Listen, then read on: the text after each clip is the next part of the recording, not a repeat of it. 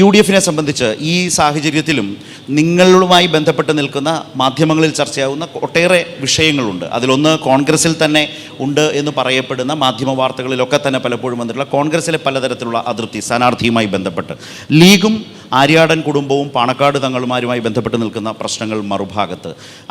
അങ്ങനത്തെ നിരവധിയായ സാഹചര്യങ്ങളിൽ നിന്നുകൊണ്ട് മുന്നോട്ട് പോകുമ്പോൾ നിങ്ങൾക്ക് ഈ മണ്ഡലം തിരിച്ചുപിടിക്കാൻ കഴിയുന്ന വിധത്തിലേക്ക് പ്രചാരണ കാലത്ത് മുന്നേറാനായിട്ടുണ്ടോ?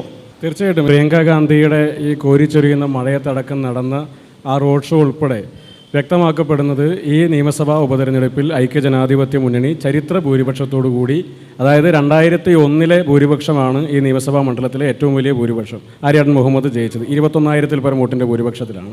ചരിത്ര ഭൂരിപക്ഷത്തോടു കൂടി ഈ ഉപതെരഞ്ഞെടുപ്പിൽ ഐക്യജനാധിപത്യ മുന്നണി വിജയിക്കും. നിങ്ങൾ നേരത്തെ പറഞ്ഞതുപോലെയുള്ള വിഷയങ്ങളൊക്കെ മാധ്യമങ്ങൾക്കകത്ത് ചർച്ച ചെയ്യപ്പെടുന്നു എന്നുള്ളതിനപ്പുറത്തേക്ക് ജനങ്ങൾക്കിടയിൽ ചർച്ചയില്ല. ഈ തെരഞ്ഞെടുപ്പ് ഈ നാട്ടിലെ ജനങ്ങളും സർക്കാരും തമ്മിലുള്ള മത്സരമാണ്. സർക്കാരിനെ പ്രതിനിധീകരിച്ച് ഇടതുമുന്നണിയും ജനങ്ങളെ പ്രതിനിധീകരിച്ച് UDFും എന്നുള്ളതാണ് ഈ തെരഞ്ഞെടുപ്പിൻ്റെ പ്രത്യേകത. ആബാലവൃദ്ധം ജനങ്ങളും ഐക്യജനാധിപത്യ മുന്നണിക്കൊപ്പം ഈ തെരഞ്ഞെടുപ്പിൽ അണിനിരക്കും എന്നുള്ള കാര്യത്തിൽ ഒരു സംശയവും വേണ്ട.